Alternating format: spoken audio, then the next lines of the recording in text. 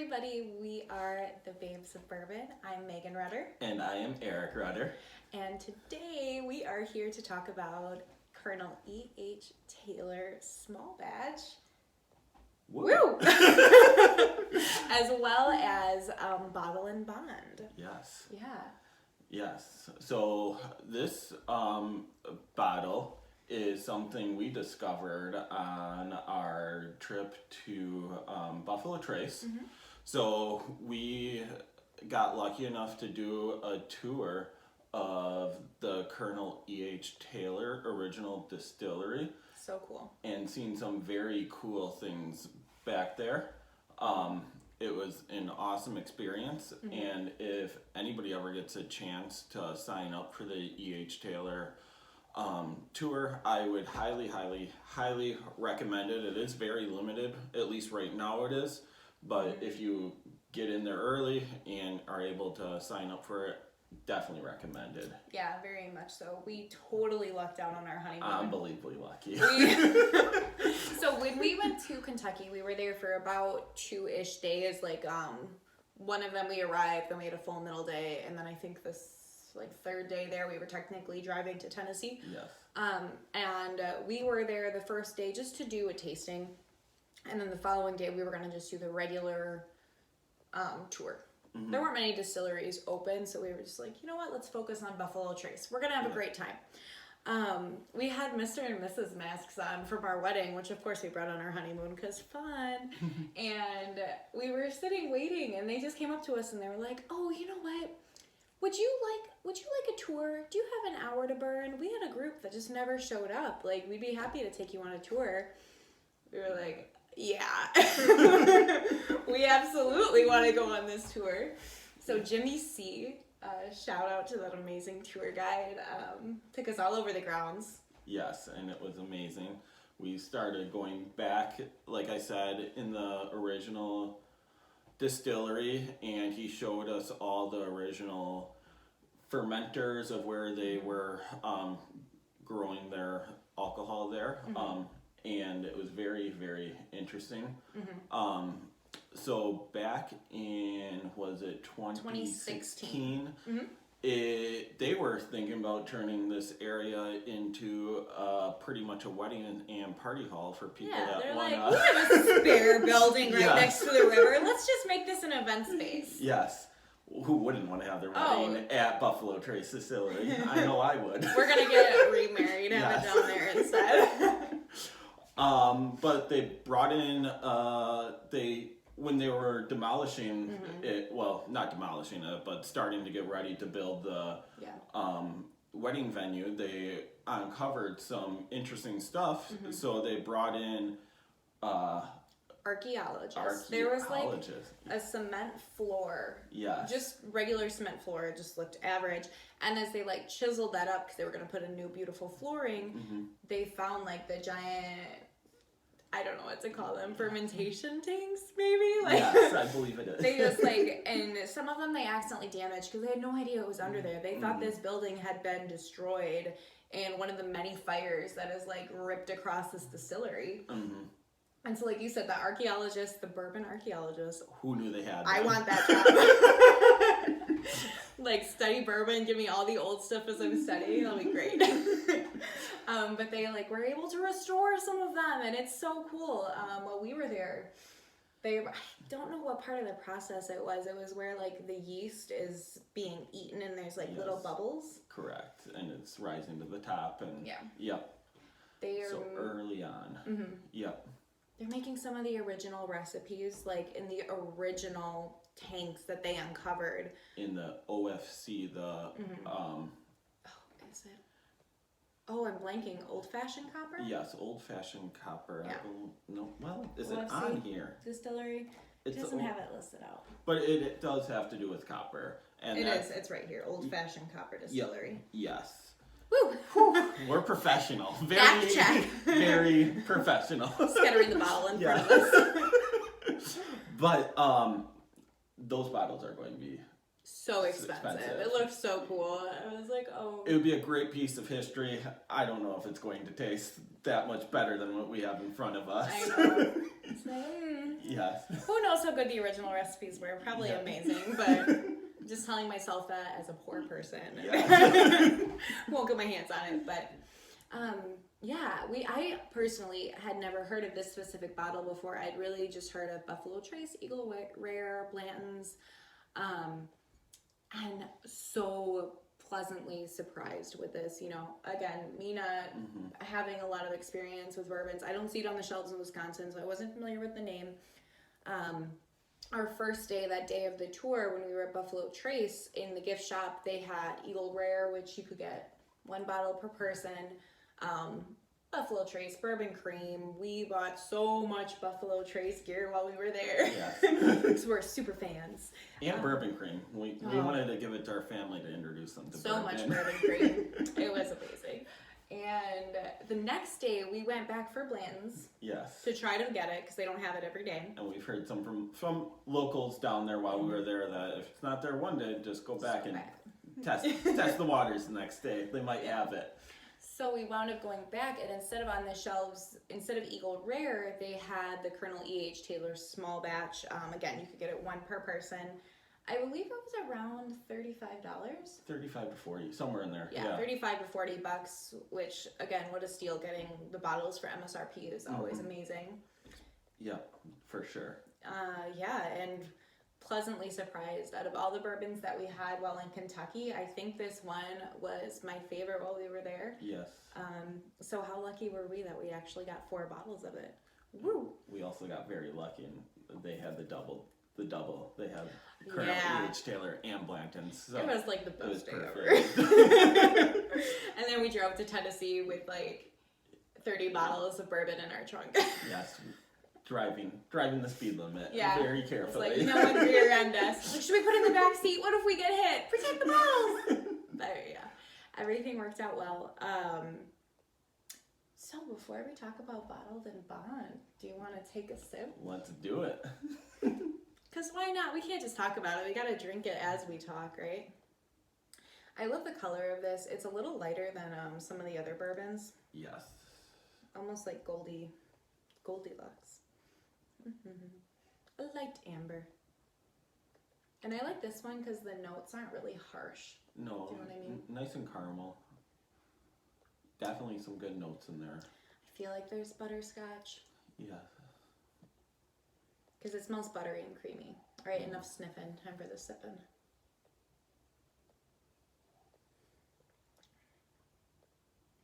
So good. Nice. Nice flavor. Almost like a burnt caramel. Almost like creme brulee. Almost. But definitely caramel. Nice caramely flavor. Yes. Yeah, that's really... I like that although this is mash bill 1, so same as Buffalo Trace like you had stated, I can taste rye in this one a little bit more than I can in Buffalo Trace, and I enjoy when I have a bourbon that isn't a rye, that has just that little punch of the rye at the end, just a little, I'm rye.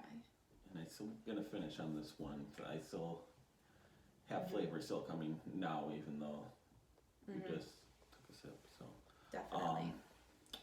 So bottled and bond. Yeah, what the heck is bottled and bond, and why do you see it on your bourbons? Doesn't matter anymore. Dun, dun, dun. Dun, dun, For those dun. wondering, it says bottled and bond right here. Oops, I'm blocking Eric's beautiful face. Bottled and bond. If you watch our last week's video, it also was on the New Riff bottle, bottled and bond. Yes. A lot of bottles these days are starting to have the bottled and bond back on there. So what exactly does it mean? Well, to start, it does mean the bottle is 100 proof. Every bottled and bond is going to be 100 proof, which you can see right here.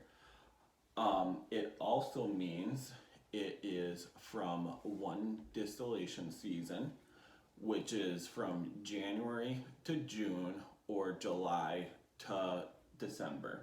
So exactly what does that mean? What that means is the bourbon is going to be all around the same age. So it's all distilled between that January to June or July to December. And they're all put in the barrels at that same time. And once they bottle it, they all have to be chosen. And they're all going to be, I believe for this one, it is between the 6 to 7 year mark that when they feel it's ready that they put it in the bottle. It has to be a minimum of 4. So like you said, 100 proof, minimum of 4 years age. Yes. It has to be from 1 distilling season. Correct. 1 distillery and 1 master distiller. Yes. So those are like the criteria of what makes it bottled in bond. Correct. So does that still matter today? Well, let me tell you guys a little history about Mr. E.H. Taylor. I don't know if you can see there, but there is his beautiful picture. I'm blocking your face again. I'm sorry, honey. Right on the side. So E.H. Taylor, Edmund Haynes, Colonel Edmund Haynes Taylor. Fun fact, he was actually named after his uncle. And when he was younger, his dad died actually. And so he had to move back north. I think they lived in Louisiana, him and his father. And he moved back north and actually wound up living with the OG Edmund Haynes. Ooh. And that's when he took on the junior, because the original E.H. Taylor was kind of like his dad. So that's just a little fun fact on the side. But our dear friend and master bourbon maker, E.H. Taylor, was terrible with money. Very poor. From the stories that you could read online, it seemed as though he was a master distiller, just absolutely talented and abysmal with the books. So at this point in time in the United States, you know, it's about like late 1800s, after the Civil War era, there were whiskey distillers. And distillers would be like Buffalo Trace. They're making their own products, they're aging their own products, bottling their own products, and selling it. And then you had whiskey rectifiers. Now those people were sourcing alcohol, not always actually whiskey or bourbon, by the way, but they were sourcing alcohol, they were aging it, and then they were selling it. Now what was the problem with this, you may ask? Well, I shall tell you. Sometimes and a lot of times what they were doing was they were taking alcohol like vodka or gin or other liquors that were not whiskey, and they were just aging it in barrels, adding iodine, I think Eric said formaldehyde earlier, yes. Tobacco, charcoal, anything to get the color. Yes, just to get that light golden color that maybe sort of tasted like bourbon, but probably not. I highly doubt it tasted like bourbon. And so they were taking it and they were discoloring it, and then they were packaging it as bourbon or whiskey. So for people, and now all whiskey rectifiers, they weren't illegitimate. Some actually were making excellent products.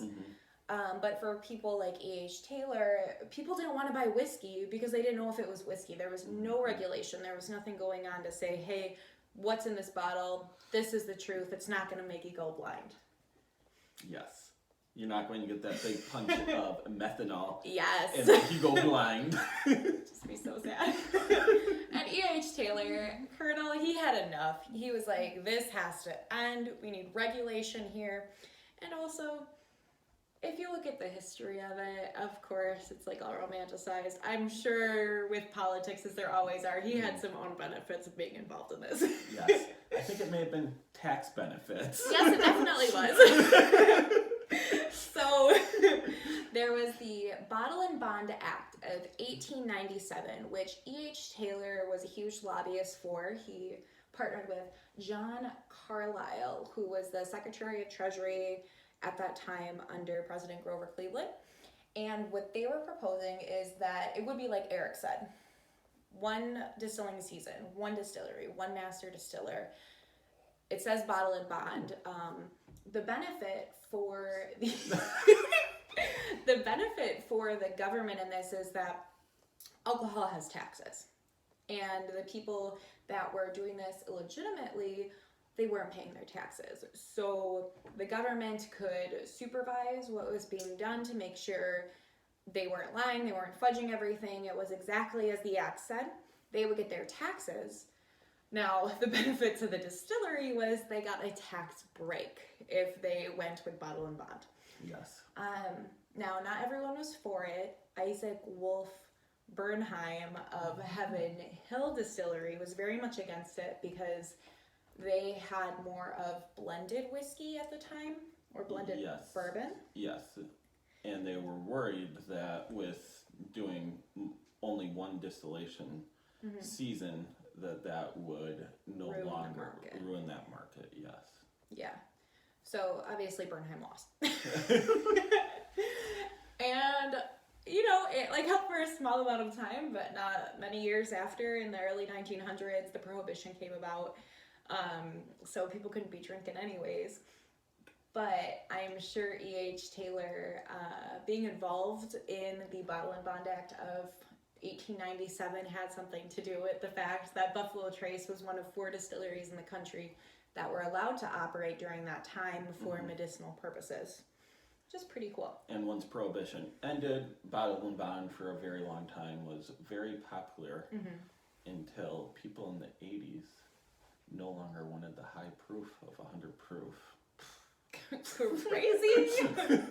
So tell me your opinion, like today. So that's the history of Bottle and Bond, but does it actually matter today in your opinion? Bottle and Bond, in my opinion, still matters a little, but I wouldn't not buy a bourbon because it is not Bottle and Bond. The benefits of Bottle and Bond is, number one, you're getting bourbon 100%. Yep. Not anything else. It's bourbon or whatever it's on the label. They can do a Bottled and Bond rye too. It is 100 proof, so you will get a little more flavor profile in there. And I like that personally because then I can sort of like compare from distillery which ones I like more because they're all 100 proof. Yeah.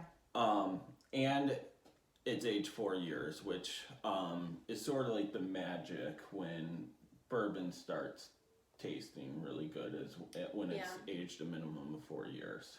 Yeah. I would absolutely agree. Personally, like with the new riff, because it had Bottled and Bond on it, I trusted it a little bit more, being a new bourbon. I was like, well, at least it's regulated. We'll see if this is any good. But I also don't pay attention if it's not on there. I don't notice it. And I'm going to fact check myself a little bit here. I honestly don't know if you can Bottle and Bond rye. I've never seen one. I just figured you could. I like that, the fact check of itself. I promise though, our little history lesson we gave, everything about it actually, those are all right. Yeah. A lot of research this time. I just had to pull out my phone because I almost forgot to actually tell everybody what the real tasting notes of Colonel E.H. Taylor are. The tasting notes are. Proper grammar, guys. So the tasting notes: taste of caramel corn sweetness mingled with butterscotch and licorice. The aftertaste is a soft mouthfeel that turns into subtle spices of pepper and tobacco. Yes. We might be getting better at this, guys. I do not get the tobacco, but that's okay. I do get the let pepper. Me retry. I definitely get a peppery after finish.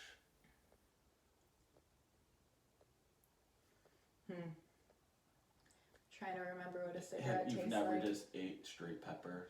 No.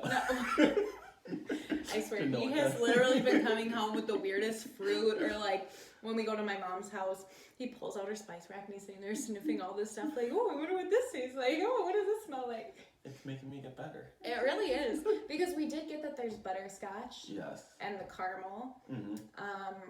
Yeah, I didn't get the tobacco. I still don't, but it is what it is, guys. Can't be perfect at everything.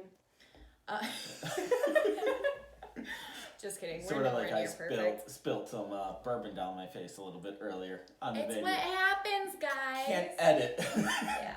I know we're not as professional. What's the video that you really like watching? Oh, I love Mash and Drum. He gives some very good advice. Yeah. I really enjoy him. Shout out to Mash and Drum. Beginner, he definitely gives you some very good advice. What to look for when you're purchasing bourbon. Gives awesome reviews. Lets you know, is this actually worth the price? I would definitely check him out. Yeah, for sure. I've watched some of his stuff. I know his bar looks really cool. Someday we'll have a bar, guys, but it's everything with time. This will be a mug rack someday behind us, but we'll see what happens. We so appreciate you guys watching our videos and coming along on our bourbon journey. As always, like and subscribe if you've enjoyed. Yes. And the link to our Instagram will be in the description of this YouTube video. And we'll have some pictures on there from when we were at Buffalo Trace and seeing the cool stuff at E.H. Taylor's distillery. Perfect. Well, we're going to enjoy the night and drink some more of this E.H. Taylor small batch. But I hope you guys have a great night. Bye. Cheers.